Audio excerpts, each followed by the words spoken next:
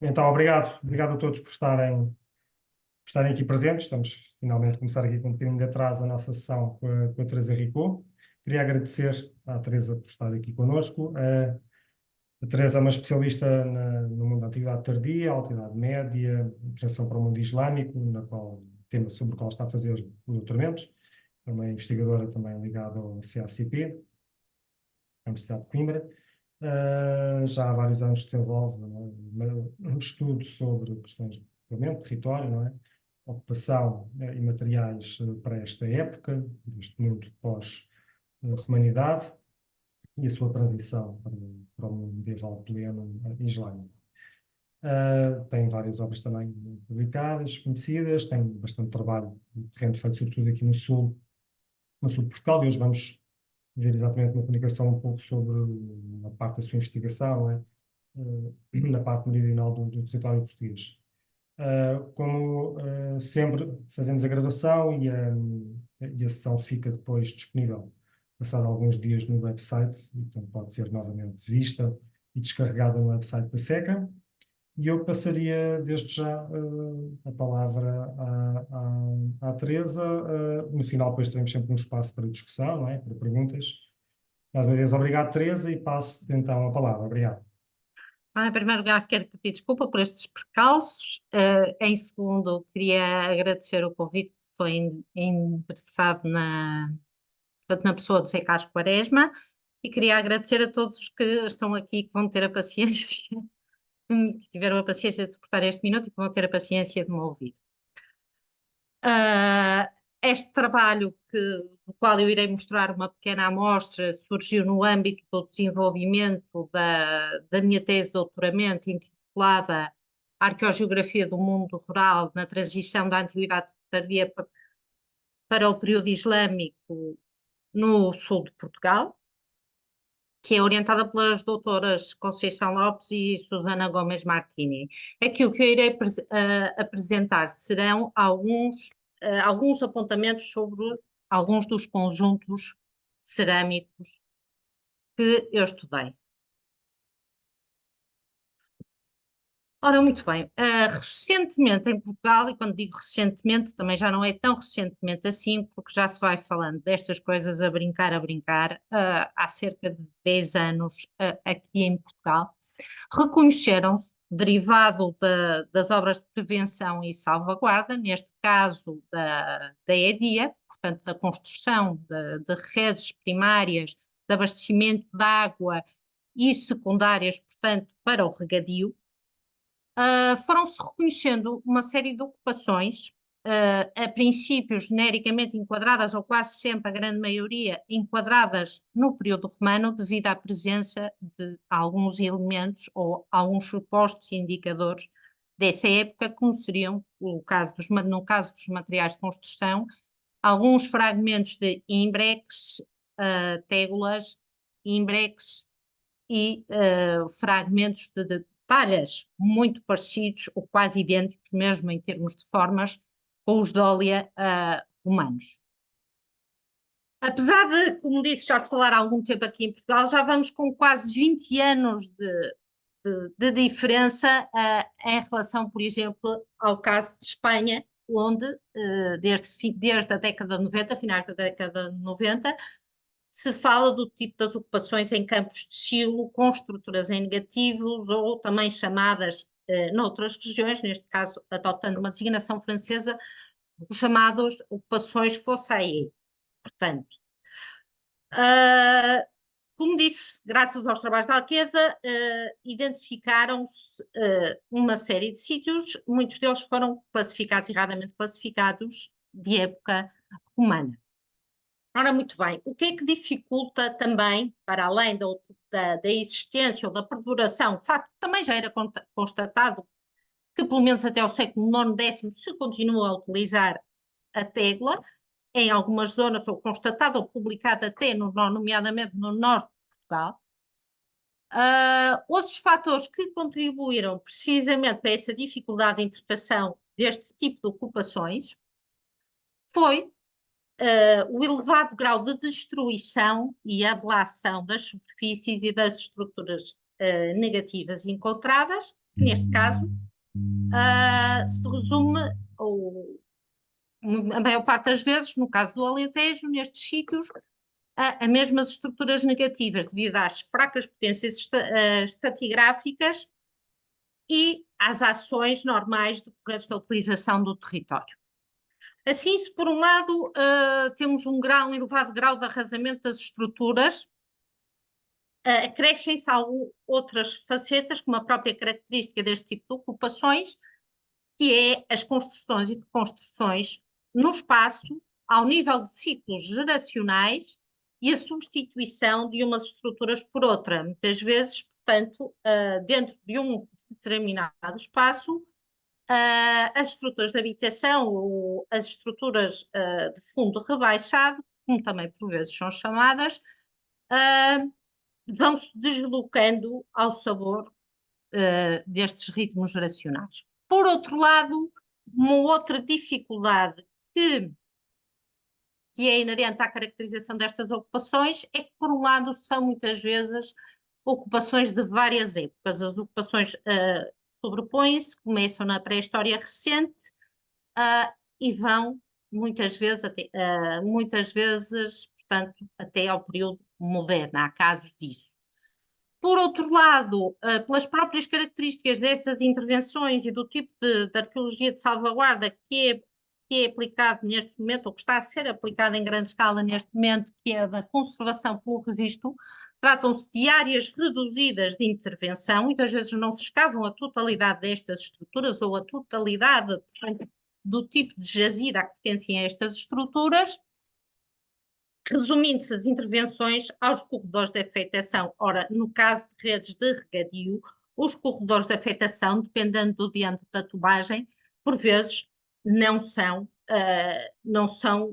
superiores, vamos supor, a 2 metros. Ora, que é uma vala com 2 metros, quando estamos a lidar com jazidas que têm várias estruturas e várias características, como fundos de cabana, como silos, como muitas vezes associadas a sepulturas, como toda uma série de realidades, não ficam registadas ou não são compreendidas durante as interpretações, consequentemente são mal interpretadas.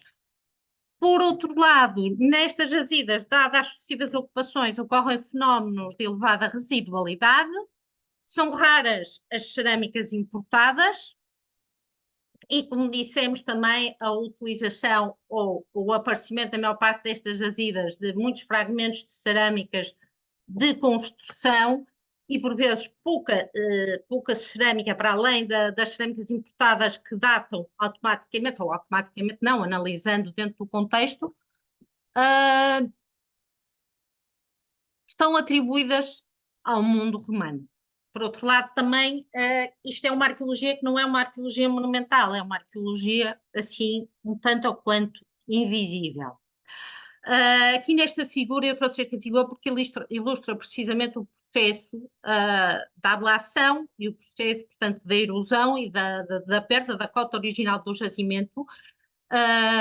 Estas imagens e outras imagens que irei utilizar em seguida foram extraídas de artigos do Alfonso Vigil e Scalera Guirado, que foi uma das pessoas que iniciou os estudos portanto, a discussão neste período e o lento renascimento dos camponeses e o aparecimento de uma comunidade que até aqui era invisível. E, portanto, muitas dessas imagens, das imagens que mostro aqui nesta primeira fase, são retiradas, portanto, dos seus artigos.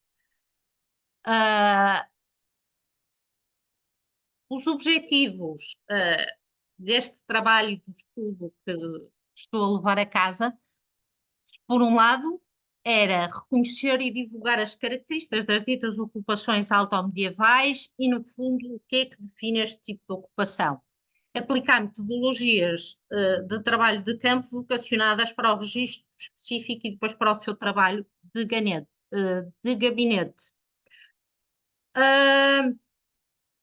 Paralelamente, isto implica sempre, com o auxílio dos meios de datação relativa, neste caso com o estudo da cerâmica comum, apoiada com algumas datações, tem que ser e é aqui que o meu estudo neste momento falha, que é a ausência de datações de radiocarbono, era ensaiar modelos de ocupação do espaço rural e da sua dinâmica desde os finais do século V e inícios do século VI, momento esse que parece generalizar-se o fenómeno a nível, neste caso, vamos falar a nível da península, peninsular, deste tipo de ocupações, portanto, em finais do século V, inícios do século VI,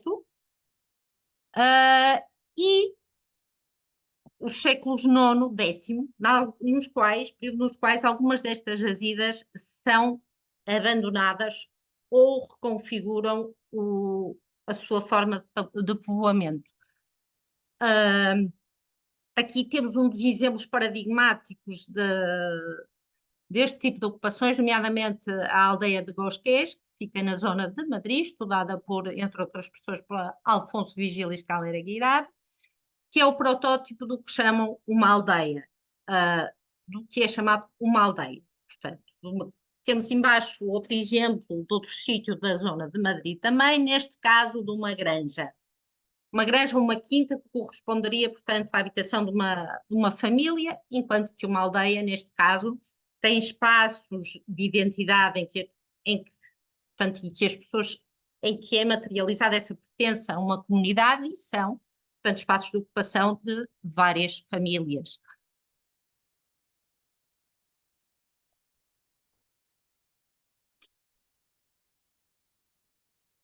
Estas ocupações, para além desta divisão que pode ser feita, mas outras divisões podem ser feitas. Neste caso, como estamos a falar de ocupações também em planície, não iremos falar nem em termos de ocupação rural deste período, nem em ocupação de altura, nem em mosteiros, portanto, também, ou núcleos de povoamento associados à presença de mosteiros. Características comuns às ocupações destas épocas é a existência no terreno de silos, lixeiras, cabanas, fornos, construções mistas com alicerce em pedra, paredes muito provavelmente em adobe ou materiais perecíveis, a existência de muitos valares, limites parcelários, por vezes a existência de fornos, a existência de peço desculpa, a existência de lagares, sim. Tem muitas de vestígios e de restos da atividade metalúrgica.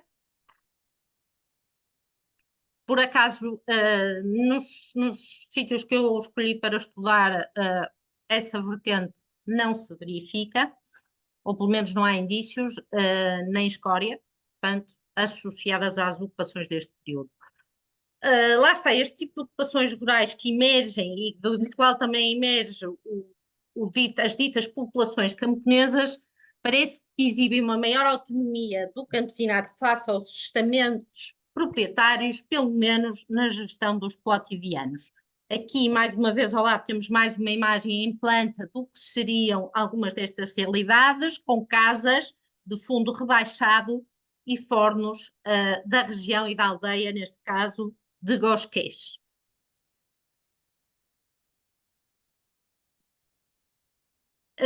Quando falamos de ocupações deste tipo, é isto que estamos a falar. É este tipo de estruturas, portanto, os ditos silos, construções que a maior parte das vezes estão arrasadas ou então estão reduzidas a uma última fiada.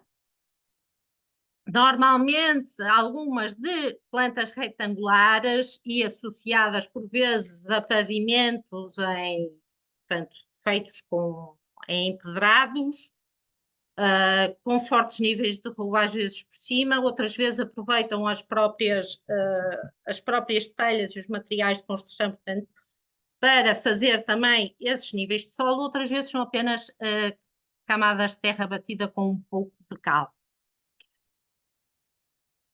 Queria só chamar a atenção aqui para estas duas imagens que pertencem ao povoado de Cangabius, na Catalunha, onde se observa uma fossa com a deposição de vários enterramentos e com restos animais ou com a deposição de carcaças de animais, que também é comum por toda a península, nos povoados nos povoados deste tipo. Até há pouco tempo não se conhecia nenhum em Portugal.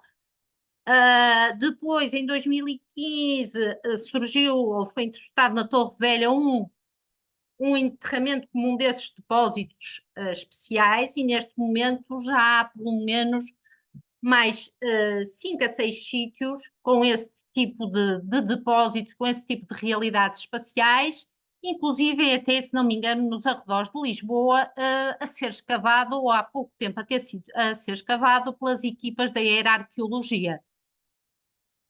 Não me recordo agora do nome, mas, portanto, é uma realidade que está espalhada, que não era conhecida e que está espalhada realmente em termos peninsulares, e até em França também, em jazidas do século IX, ocupações deste tipo, também se verifica esta mesma realidade. Levanta depois questões acerca da existência ou não de um estatuto inferior, se seriam servos, se seriam escravos, qual o motivo pelo qual estas deposições, umas são mais caóticas, por vezes outras são cuidadosas, os corpos são cuidadosamente colocados. Ora, muito bem, a minha tese incide particularmente na zona, portanto, no território do que virá a ser a futura Cura de Beja, e partia de um pressuposto inicial do estudo de um sítio que era a Vila Romana da Torre Velha 1, que se localiza no distrito de Beja e no concelho de Serpa. Hoje em dia, parte da vila está submersa, outra parte está destruída por outra grande parte, e vários sítios associados estão destruídos por olival superintensivo e intensivo. A vila, portanto, localiza-se aqui, é uma vila das chamadas vilas monumentais, que em torno ao século IV tem uma ocupação que se inicia muito provavelmente em torno ao início do século I. Em meados do século IV há uma grande reformulação na vila, e pelo menos há a construção de um espaço termal.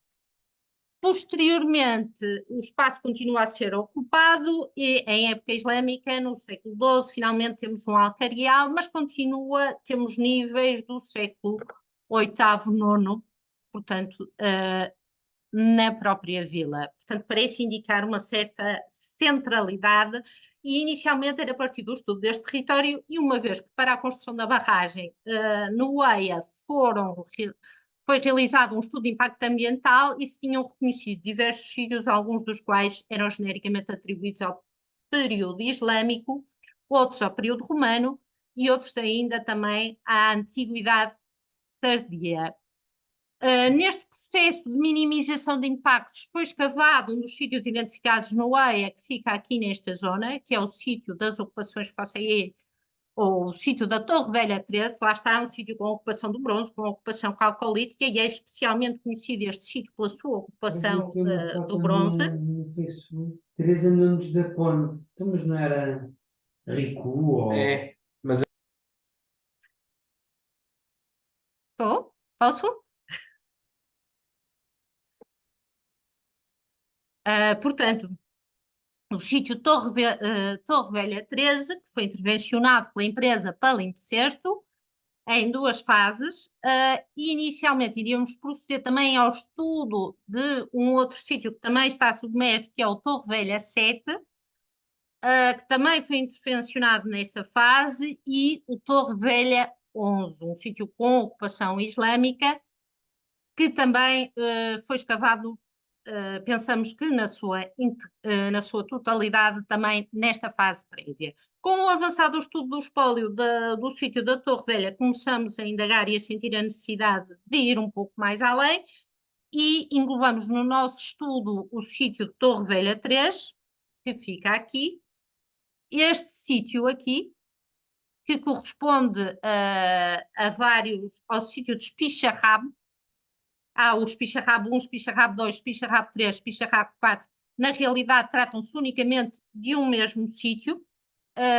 Aqui no Monte do Judeu também temos uma ocupação também mal caracterizada, mas também foi atribuída ao período romano, nomeadamente existe aqui um forno, foi escavado aqui um forno também.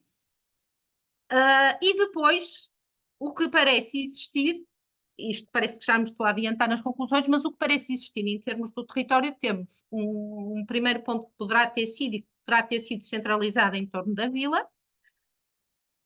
Com o avançar dos tempos, parece que em torno aos séculos VI, VII, há um certo retrocesso, portanto, na própria vila.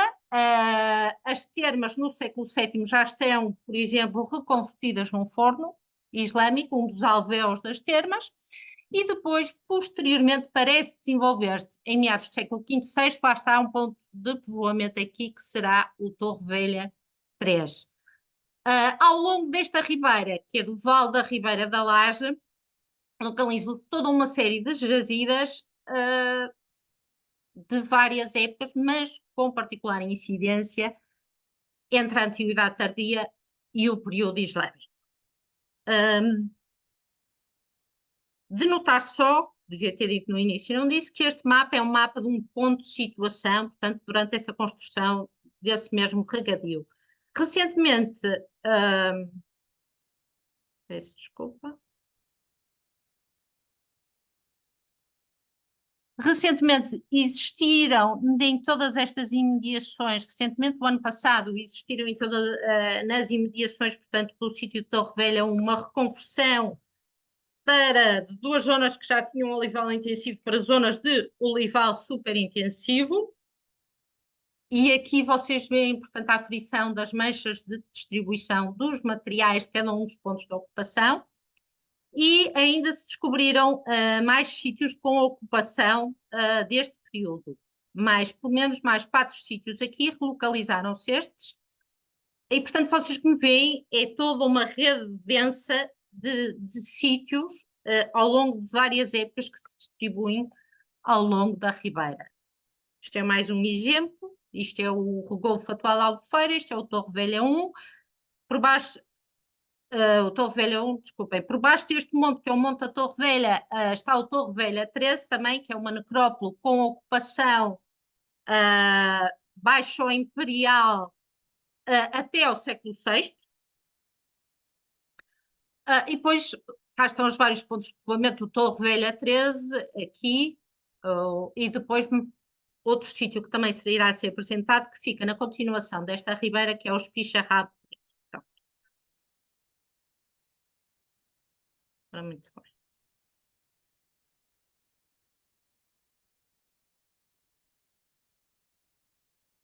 Torre Velha 3, portanto, este sítio é um sítio quase que se pode dizer mártir. Aqui foi construído o paredão da barragem. Isso, por um lado, foi mártir, por outro também. O facto de ter sido necessário escavar em toda a extensão do paredão fez com que se ficasse a conhecer e com que se escavassem muitas destas realidades do sítio Torre Velha 3.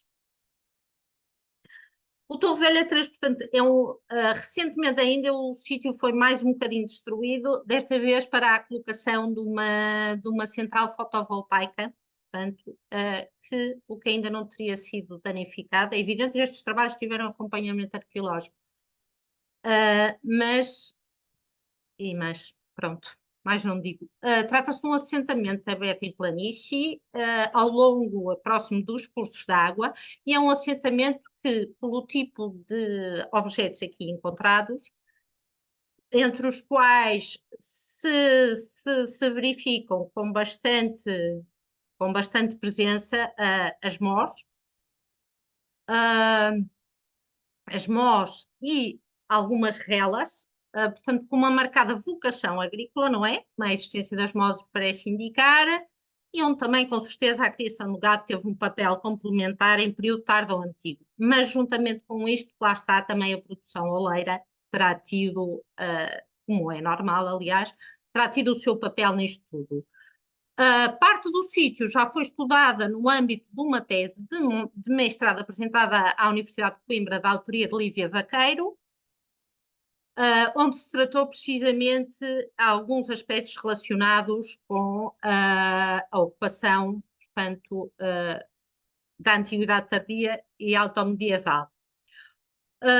Como também já disse, estes dados para a Torre Velha 3, sendo que neste caso os principais indicadores cronológicos com o início da instalação na área do sítio do Torre Velha 3 são os fragmentos de sigilata fossense da forma ex-3C.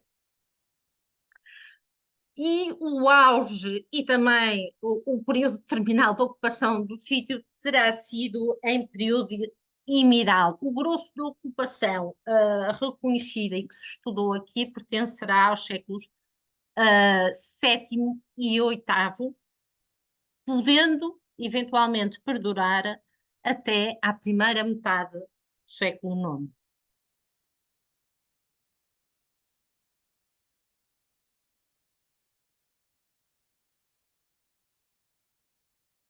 Muito bem, aqui, mas que não se vê muito bem, está uma planta das realidades deste período escavadas, portanto, no sítio do Torre Velha 13, pela empresa Palimpsesto. E aqui estão algumas fotografias dessa mesma realidade. Como se pode ver, existiam, para além das estruturas negativas, existiam evidências da existência de estruturas positivas, nomeadamente o edifício com soco em pedra, e um tanque de prensagem, tanque este que está aqui em cima, bem como restos de níveis de pavimentos que se vêem aqui, ou, neste caso, poderá ser também uma lareira, porque a existência deste tipo de tijolos a circundar este tipo de realidades também são interpretados como lareiras e foram reconhecidos como lareiras em outras jazidas, precisamente com ocupações neste período, nomeadamente na Quinta do Estácio 3, que se localiza perto de Beja, na zona de uma das freguesias de Beja, que é Salvada. Aqui, neste sítio, escavaram 143 silos, que posteriormente foram reutilizados como fossas de despejo. Os silos tinham profundidades na casa entre os 50 centímetros e 1,5 m. Em duas destas estruturas, com certeza, albergaram talhas em cerâmicas, mas a recolha das cerâmicas, das talhas, dos fragmentos de talha, nos níveis superiores, nomeadamente nos níveis deste tipo de estruturas que foram interpretados como nivelamentos pelos autores da escavação, existia uma grande quantidade de fragmentos de bojos e de bordos e de fundos de dólia, pelo que certamente seriam mais os que preencheriam estas realidades. Numa destas estruturas, num destes silos, também, juntamente, ou foi colocada a tal inumação funerária, ou tal depósito especial, juntamente com o equídeo. Lívia Vaqueira, posteriormente, escreveu um artigo sobre isto, e no qual mencionava que isto é um tipo de práticas que normalmente estão relacionadas com o mundo avaro. Mas, entretanto, em Espanha, fala-se, em Espanha, e eu creio que também talvez seja mais acertado, fala-se em algum tipo de exclusão social, ou exclusão social por ser um prescrito, ou eventualmente estatuto da própria pessoa, de ser um escravo ou um escravo, sim, ou um servo. Aqui também se encontraram cerca de 3 fornos, dos quais temos aqui o exemplo ainda de uma câmara de combustão de um deles, bem como uma série de enterramentos tardo-antigos, com cronologias provavelmente dos séculos VI, VII, bem como um conjunto de enterramentos islâmicos também, bem como fundos de cabana, enfim, uma panóplia de estruturas de todo este tipo. Em termos de conjunto de cerâmica, temos aqui, em termos funcionais, categorias funcionais, e em termos de formas abertas e formas fechadas, o tipo de cerâmicas que nos aparecem. Portanto, predominam as formas fechadas, neste caso, sob a designação de pote-panela, e eu optei por não separar, porque alguns dos potes também mostravam indícios de terem ido ao fogo, pelo que eu optei por juntar esta categoria, embora realmente haja potes que não têm vestígios de fogo. Mas optei por juntar. As panelas, portanto, em termos de formas, é o que vocês veem, são perfis em S, com uma única asa arrancada do bordo, por vezes com 2 asas e um corpo mais globular, que também aparecem, ou então ovoides, portanto, é o mesmo tipo de panelas que aparecem em várias jazidas deste tipo, quer em Portugal. Podemos, por exemplo, dar uns exemplos como Alcotim, quer em jazidas como a Ribeira do Barranco 3, em Beja, quer como o Cerro do Cemitério, em Odmira, quer como numa jazida que, em termos de cronologia, também estudada por mim, que é a Fonte da Baina, que em termos de cronologia se aproxima muito aqui da Torre Velha 3, que é o sítio da Fonte da Baina 1, também em Serpa. E depois, quer dizer, basta ir ver os paralelos em Espanha, em Gosqués, El Pelicano, enfim, por toda uma panóplia de sítios, também na própria Catalunha, em Can Gambius, peço desculpa se estou a pronunciar mal, que se vê este tipo de formas. Por outro lado, também frequente era dentro da cerâmica de mesa, eu optei por incluir dentro da cerâmica de mesa, porque habitualmente estas formas de garrafas, de jarros e de bilhas, portanto, são sempre efetuadas em pastas mais finas, pastas mais depuradas, ou são pastas calcárias, mesmo com pastas importadas. Portanto, neste sentido, chamava a atenção para esta pasta aqui, que é uma pasta calcária, e, portanto, que não é de fabrico local, não é uma pasta de fabrico local, mas também existem pastas claras, nomeadamente nestes recipientes, aqui neste potinho, garrafinha, nestes bordos, são peças. O estado de conservação do espólio não era grande, infelizmente. É um espólio muito rolado, muito erudido, portanto, a maioria não é provém de contextos secundários, não é? Não são contextos primários, são contextos secundários já, o que depois a leva a equacionar outras questões em termos de gestão, porque algumas destas formas foram encontradas indiferentes algumas destas peças, outros fragmentos foram encontrados em diferentes estruturas negativas. Portanto, depois leva a equacionar e a pensar outras formas de gerir os depósitos e os resíduos, que depois, muitas vezes, o que implica que existiria um sítio primeiro onde depositariam e depois seriam os lixos, e depois esses lixos destes resíduos seriam utilizados para preencher algumas destas estruturas secundárias. Em termos deste tipo de formas, que as garrafas, portanto, são sempre fabricos cuidados, muitas das peças têm um tratamento espatulado, com aguadas brilhantes, portanto, por cima, e depois são espatuladas. Outras têm alisamentos cuidados e, como disse, muitas são pastas calcárias de cor amarelada, pulverulentas, algo bege, esbranquiçadas.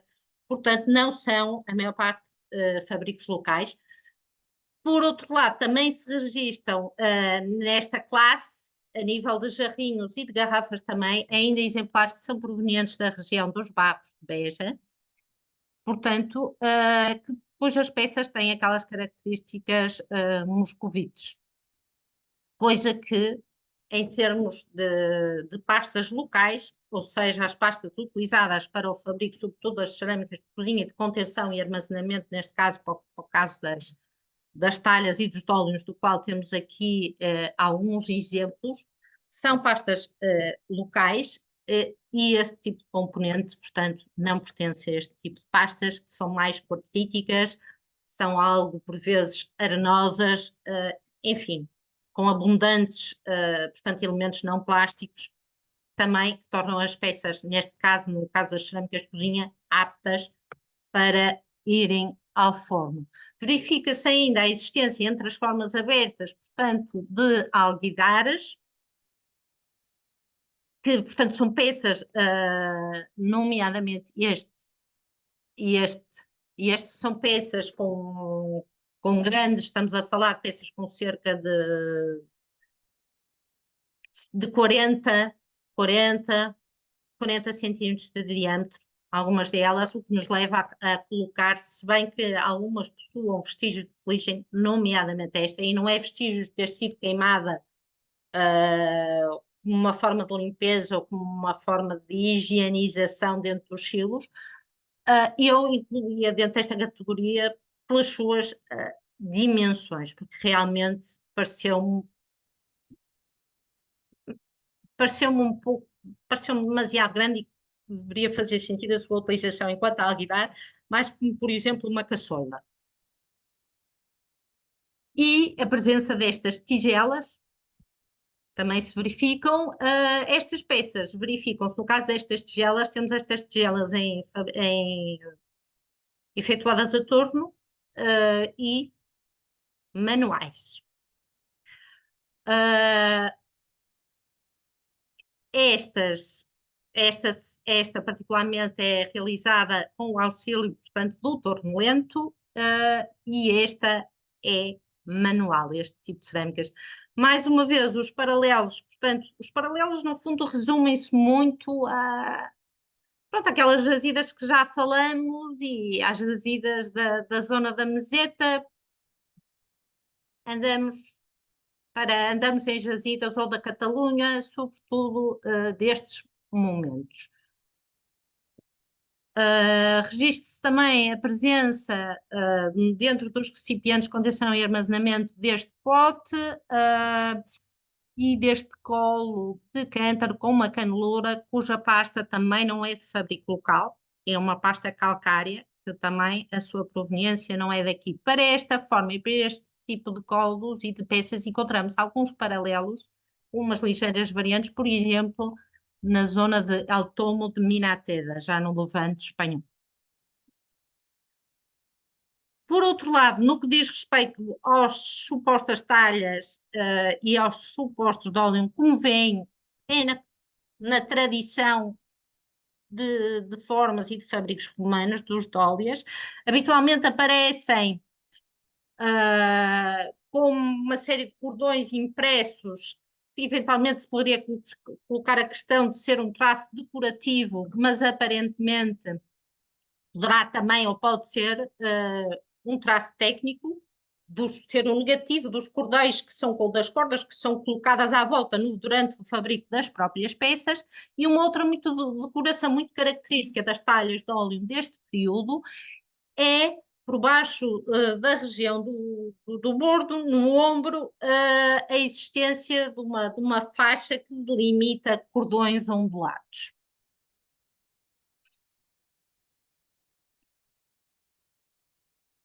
Como podem ver aqui, em fabricos, em tipo de predomínio os fabricos a torno.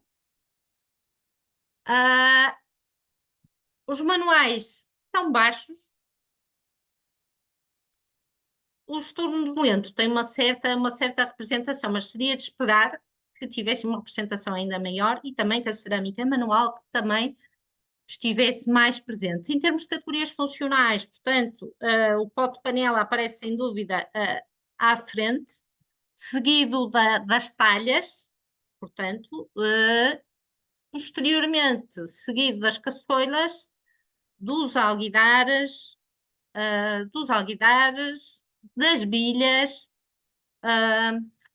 dos jarrinhos e por fim das garrafas. Ou seja, temos um repertório formal reduzido, predomínio das cerâmicas de cozinha, panelas, caçoelas, alguidares.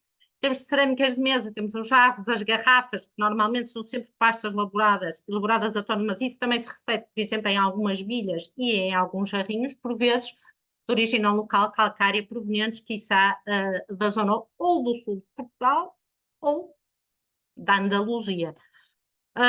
Temos um predomínio de fabricos a torno contra os fabricos manuais, tornos lentos, os quais são normalmente associados a pó de panelas e as talhas, portanto, à cerâmica de cozinha.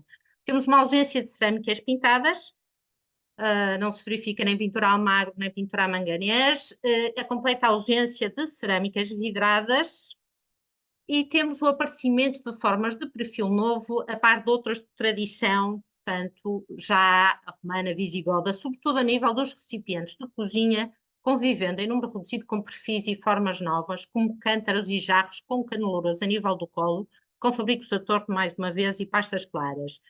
Por outro lado, começam também a surgir potes e jarros com bordos triangulares espessados externamente, portanto, os chamados bordos bífidos. Em termos de motivos decorativos, não é um conjunto particularmente rico. Temos, lá está, é à base de linhas onduladas e incisas, e existe um motivo, se não me engano, apêndice também de linhas onduladas.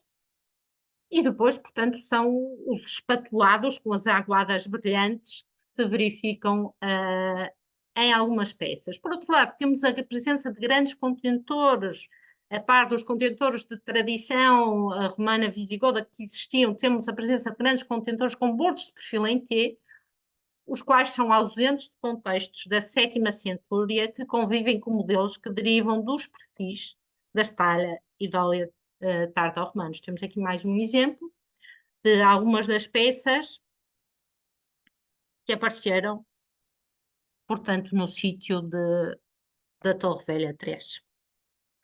Cá estão os bordos bífidos.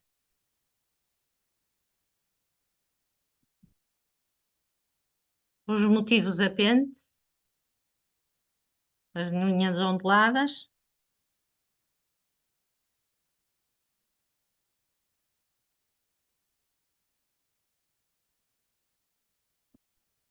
Aqui estão mais algumas das formas fechadas dos potes panelas presentes e dos recipientes de armazenamento e transporte. Um outro sítio escolhido e estudado, que não estava inicialmente previsto nos planos da tese, mas que foi acrescentado, foi este precisamente o sítio de Espicharrabo 3. O sítio foi interpretado pelos autores da escavação como uma necrópole de incineração romana. Na realidade, pronto, o que já sabemos, lá está, um campo de silos com vários tipos de estruturas negativas. Este localiza-se a oeste do sítio anterior, na mesma ribeira e no mesmo vale da Ribeira da Laje. É o sítio de Espicharrabo 3. Isto estão algumas imagens também das realidades detectadas. Portanto, aqui foram efetuadas pela empresa Arqueologia Limitada 40 sondagens, junto ao Barranco da Laje. Foram escavadas 32 fossas de despejo de morfologia variada, 2 enterramentos islâmicos e 3 estruturas negativas de fundo rebaixado. O sítio foi interpretado como uma necrópole de incineração dos séculos III e IV depois de Cristo, relacionada com a vila romana de Espicharrabo I, que corresponderia a um ponto, peço desculpa, mas vou voltar atrás só para mostrar a relação espacial entre os sítios. Portanto, nós estamos a falar aqui do sítio Espicharrabo 3. Portanto, tivemos a Torre Velha 13 situa-se aqui, Torre Velha 1 aqui, Torre Velha 13, Espicharrabo 3, Val da Ribeira da Laje. Este ponto, se não me engano, corresponde à vila romana ou à que foi identificada como a vila romana de Espicharrabo I.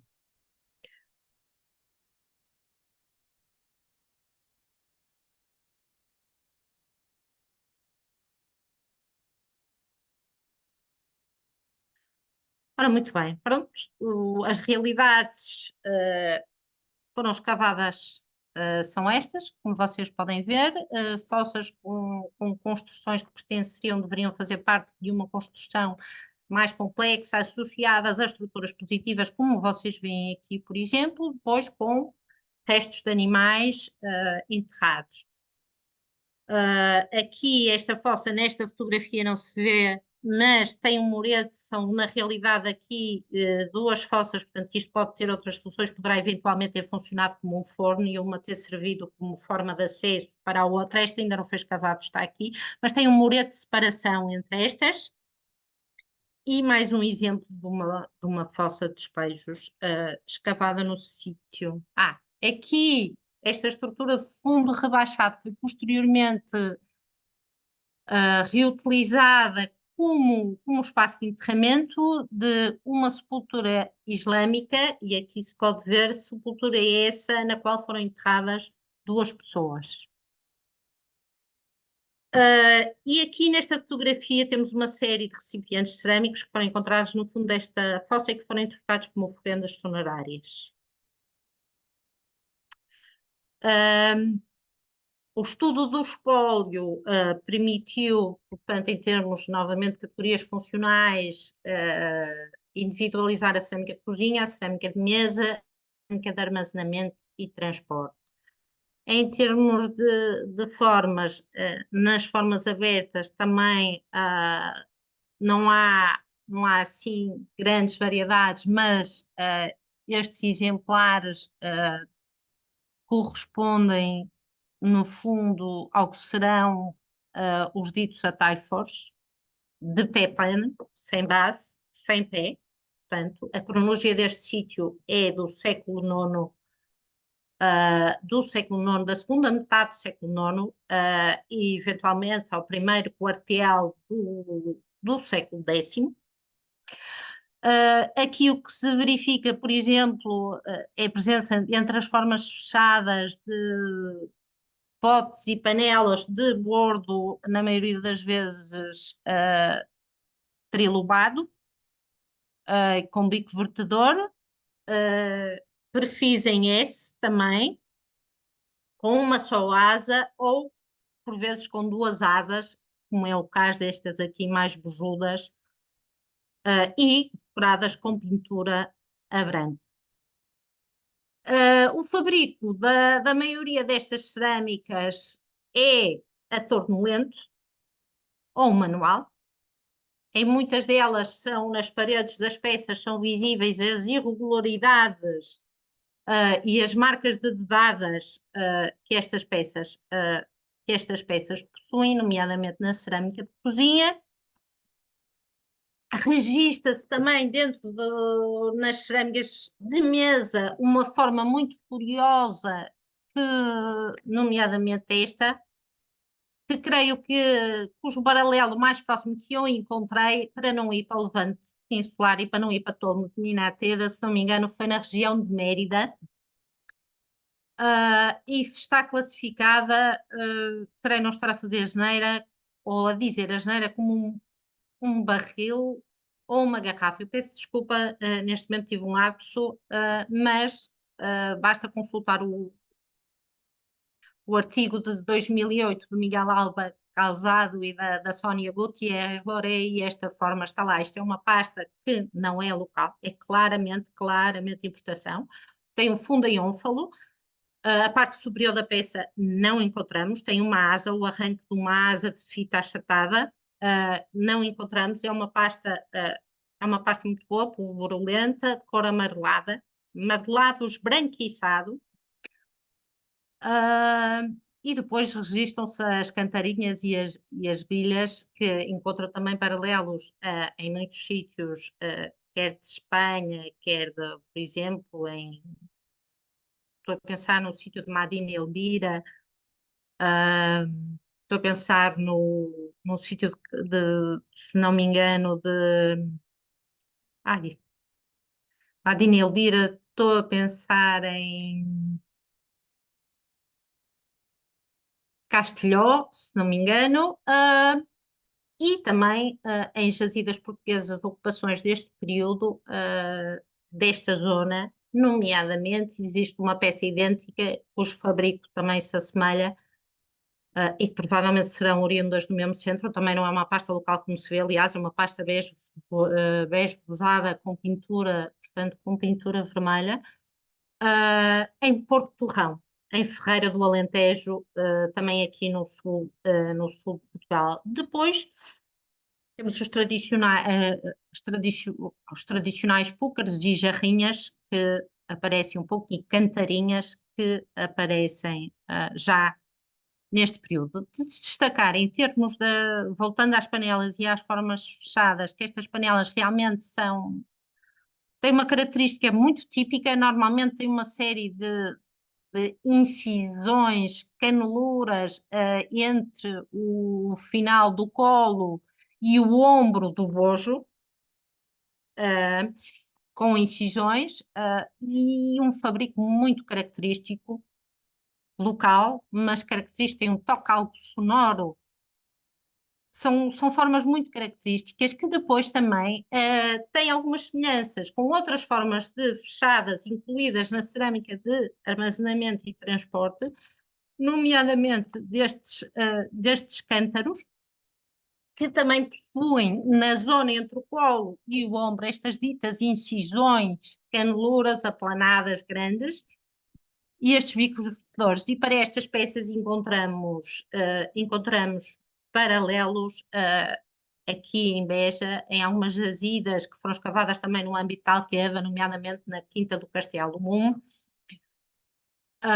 com ocupações, portanto, em torno aos séculos IX a X. Num sítio da Barrada, no Algarve, também encontramos peças semelhantes e queria registar ainda, dentro destas formas e dentro dos cântaros, esta peça, porque é um bordo polilobado. E eu fartei-me de andar à procura, bordos trilobados há muito, mas um polilobulado não. E eu fartei-me de andar à procura e finalmente encontrei na zona de Barcelona, para contextos deste período, século IX, décimo finais, século IX, inícios do décimo, recipientes também destinados portanto, ao armazenamento e à contenção e ao transporte de água com este tipo de bordos.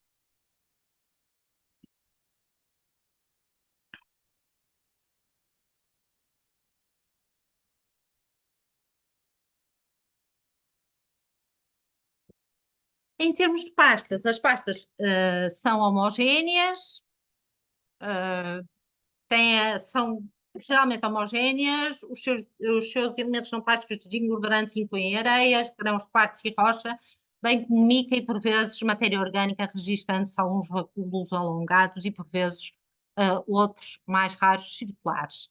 Como se disse também na cerâmica de mesa, estão registados os fabricos mais finos, os fabricos depurados e na maior parte destes de matriz calcário, indiciando uma origem não local ou regional. Predominam os fabricos a torno alto, ainda que sejam significativas as cerâmicas produzidas a torno lento, com rotação irregular, assimetrias nas paredes e nos alisamentos, bem como na superfície interna, na ligação do fundo com o bojo, existem vestígios de dedadas de oleiros ou das pessoas que fabricaram as cerâmicas. Como também acho que já referi isto, isso constata-se principalmente nas cerâmicas de cozinha, nomeadamente no tipo de potes panelas, que é a forma dominante entre o conjunto estudado. Aqui vocês veem em termos de representação, lá está, quer a cerâmica manual, quer a cerâmica de torno de baixo, estamos a falar numa cronologia mais avançada, parece registar no sítio de Espicharrabo 3, contrariando a Torre Velha 13, uma presença mais equilibrada com as produções a torno alto, quando precisamente poderia ser, dado a avançada cronologia, poderia ser uma situação contrária, ou eu esperaria que se calhar estivesse mais, não fosse tão, pronto, não fosse tão significativo. E temos aqui as categorias funcionais, dominando claramente as cerâmicas de cozinha, seguida da cerâmica de mesa, a cerâmica de armazenamento e contenção, a cerâmica vidrada, o material de construção e outros tipos de objetos, tais como peças de choco, que aparecem relativamente com alguma frequência, realizadas em cerâmica, de forma circular ou subcircular. Quanto às formas de fechada, o que se verifica, as panelas, também já falamos sobre isto, são panelas de perfil em S, com o bordo espessado exteriormente, bordo globular ou ovoide, com incisões no colo ou no bojo, asa a nascer do bordo, por vezes com bico vertedor, e um segundo tipo com asa a nascer do bordo, com o bojo mais globular e habitualmente decoradas com pintura branca sobre um fundo mais escuro. Não é aqueles fundos castanhos, nem aqueles fundos vermelhos, mas são fundos habituais beges, de cor mais bege e alguns mais, por vezes, acastanhada, mas não é aquelas peças que depois vemos chegando aos séculos XI, 12. Em relação aos jarros, tratam-se de peças de tamanho médio, de corpo globular, com uma ou duas asas, que alguns deles possuem marcas de fuligem, pelo que alguns destes exemplares eu enquadrei-os dentro da cerâmica de cozinha. Quanto à cerâmica de cozinha, as formas abertas, temos a forma a alguidar com 5 exemplares, fundo plano, bordo espessado, bordo externamente boleado e paredes troncocónicas invertidas. Um dos exemplares distante dos restantes pelo seu bordo moldurado e por decoração a molde no corpo da peça. Todavia, o estado de conservação desta não permite identificar os motivos decorativos. Aqui no caso, a decoração mais representativa torna-se a pintura com pinceladas branco, com dedo, a pintura a branco feita ou com pincel ou com o dedo. Pronto. Quanto à cerâmica de mesa, também se distinguem as bilhas, realizadas com pastas de cariz exógeno, decoradas com pinceladas a óxido de ferro e destacam-se exemplares de forma e bojo ovoide com colo e de uma asa e fundo plano. No que diz respeito aos jarros, são também comuns e habitualmente decorados com pinceladas no bordo, colo e bojo. Destaca-se um exemplar de fabrico claramente exógeno, pasta calcária muito decorada, de colo inclinado para o interior, bojo, globular achatado, o qual encontra paralelos em jazidas andaluzes dos séculos IX e X.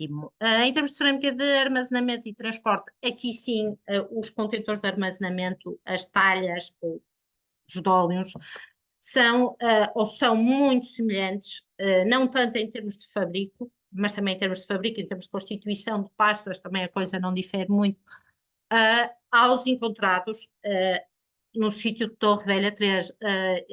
Temos bojos e temos talhas com os negativos dos cordões impressos, temos com as linhas incisas com os cordões, portanto, incisos ondulados. E por vezes alguns com alguns grafitos em X, normalmente sob a forma de X. Pronto. Quanto aos cântaros, também já falamos sobre eles, sobre o seu ombro marcado e a existência de uma asa com secção em fita, que parte do bordo que assenta sobre o ombro, da existência de caneluras entre o colo e o ombro, da existência do bico, do bico vertedor e daquela forma com o bordo polilobulado. Deste conjunto, os principais indicadores cronológicos foram os seguintes. Em primeiro lugar, foi utilizados critérios como o predomínio das bases planas sobre as bases convexas, que com avançada cronologia a partir do século IX se generalizam. A predominância das formas fechadas e a prática ausência das formas abertas do até e for, à exceção de 2 ou 3 indivíduos, e estes são todos não têm pé em anel, são de base plana. As potes panelas com perfil em S e os bordos espessados exteriormente, peço desculpa, mas a escassa percentagem de vidrados e os que existem pertencem a formas de mesa fechadas ou candis, o que nos leva a pensar, juntamente com o paralelo das tipologias cerâmicas e a situar os níveis de amortização e abandono destas estruturas no período entre a segunda metade do século IX e o século X, num momento de transição entre o período emiral e o califal.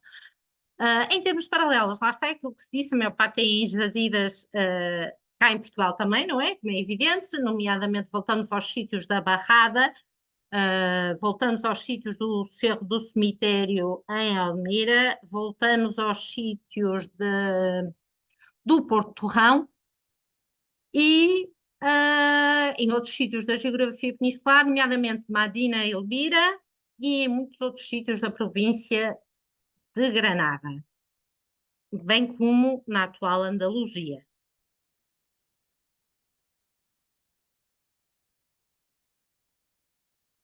E mais ao pormenor, portanto, cá está. Potes, panelas com bico de vertedor, uma asa, aqui com o bordo trilobado. Estes potes, panelas de colo estrangulado e ovoides, esta fotografia por acaso não está muito boa, porque não permite perceber, mas isto leva por vezes a pensar em algumas peças, espanholas, algum tipo de panelas típico desta época, muito comum. Peço desculpa, mas não me recordo do sítio. E pronto, e é uma vergonha. E aqui, cá estão o outro tipo de panelas e de recipientes que se verifica, pintados a branco. Aqui estão eles com mais paralelos, desta vez em território português. Cerro do Cemitério de Odmira, a Folha da Vereda 3. A Folha da Vereda 3 também se localiza em Serpa e também se localiza no Vale da Ribeira da Laje e também está em estudo por mim, mas não irá ser apresentada agora. E é uma jazida, portanto, desta época, século IX, X, com evidentes paralelos com o sítio em termos de cultura material, com o sítio de Espicharrabo 3. Na Ribeira do Barranco 3, o sítio Imiral Califado em Beja, Imiral Califado, no Castelo Velho de Alcotim e no sítio de Barradas, no Algarve. Ora, muito bem, finalmente vou falar só um pouco do sítio da Fonte da Baina. Este sítio também se localiza em Serpa, no concelho de Serpa, também numa zona de plânico, que responde a um tipo de ocupação e a um tipo de implantação muito parecido com o sítio da Torre Velha 3. Em termos de espólio, o espólio também, portanto, também é muito próximo ao sítio de Torre Velha 3. Como vocês podem ver o tipo de realidades, aqui temos o desenho do perfil de uma das sondagens que lá foi efetuado, portanto, lá está, temos o dólio colocado na sua dita fossa, portanto, os recipientes de contenção, e ao lado temos uma fossa. Neste caso estou a falar de fossas porque neste sítio, portanto, lá está, maioritariamente é o que se trata, poderão existir alguma ou outra estrutura de combustão, mas a maioria das estruturas negativas também que foram aqui identificadas, lá está, pela questão de ser uma infraestrutura linear, não ser uma área em exceção, como um paradão de em extensão, não ser um paradão de uma barragem, se bem que tenha havido alagamentos, não permitiu compreender muitas vezes e escavar a totalidade das realidades encontradas. Estas cá está, são algumas das realidades depois de escavadas, este tipo de depressões no geológico. Aqui existem mais depressões que claramente se enfiam para dentro do corpo, mas que não foram escavadas. Aqui, isto é portanto, uma realidade, poderá ter várias interpretações. Não acredito muito que seja um fundo de cabana, mas poderá ter uma utilização, se calhar, artesanal ou qualquer coisa desse tipo. Aqui este silo, portanto, estava colocado aqui um dólio e aqui temos dois enterramentos isolados. A existência de enterramentos e a não separação entre o mundo dos vivos e o mundo dos fortes é um facto que é particularmente comum neste tipo de ocupações e neste período. Pensa-se que poderão estar associadas neste caso, ou sobretudo associadas quando são assim isoladas, mas lá está, isto é uma área muito pequena, isto foi escavado, é uma área muito pequena, mas estamos com este tipo de interpretações, poderá corresponder eventualmente a um núcleo unifamiliar e, portanto, e aqui terem qualquer ligação, portanto, com os indivíduos aqui sepultados.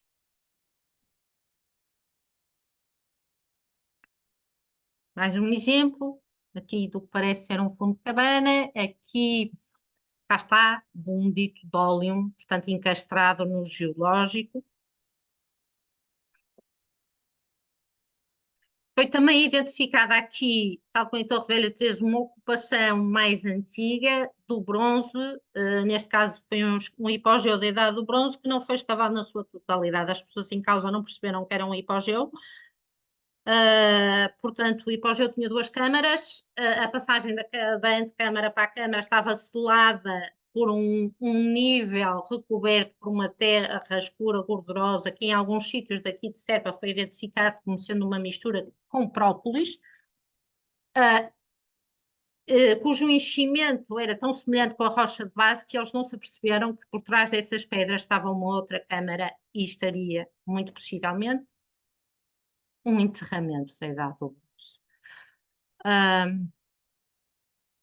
Mas pronto, o tipo de materiais que encontramos é este. Estas formas surgem também no sítio Torre Velha 13, este tipo de potes panelas também, bem como esta. A novidade aqui, neste caso, é portanto, a presença deste bordo introvertido com um bico de vertedor, mas que também se verificam em várias jazidas e contextos da região de Madrid, em torno também ao século VII e depois posteriormente.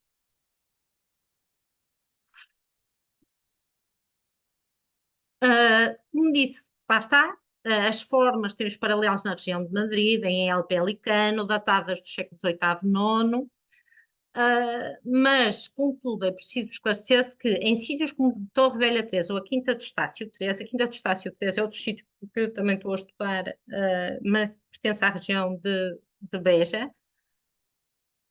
e os materiais que encontramos em alguns contextos de Porto Rão são formas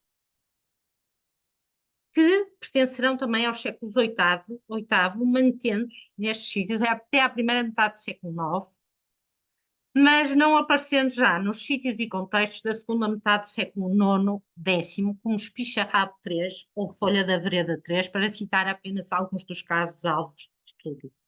Nomeadamente, estas formas não se verificam, este tipo de formas também não, e este tipo de potes também não. Por outro lado, aqui é preciso destacar ainda também, bem como no caso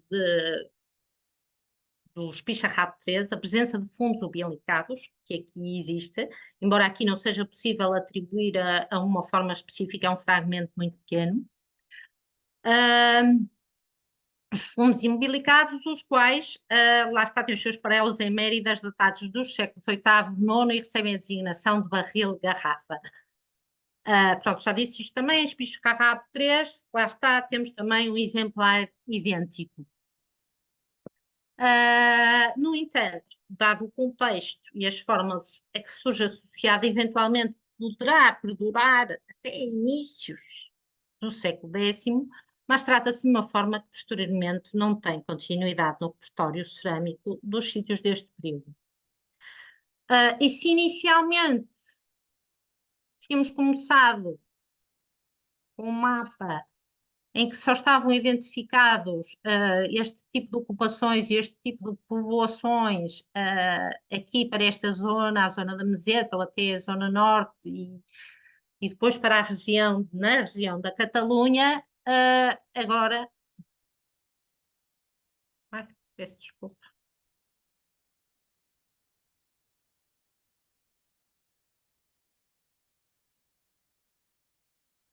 Nesta região constata-se a existência de todos estes pontos e devo dizer que o mapa já não está atualizado, tem que ser novamente autorizado. Todos estes sítios parecem corresponder, no fundo, a um modelo de ocupação do território que anda em torno sempre a linhas de água, em torno a linhas de água, algo que se verifica, por exemplo, na zona de Madrid, é fundamental para a sobrevivência e para a vida neste período e para o desenvolvimento de qualquer atividade agrícola ou atividade agropecuária, a existência da água. Parece existir uma dispersão do povoamento e um deslocar ao longo dessa mesma ribeira em direção ao oeste, na zona do Vale da Ribeira da Laje, e parece também existir uma vila, normalmente a dita Vila Áulica, a dita Vila Monumentalizada, também parece estar na gênese de uma ocupação deste tipo que se vai.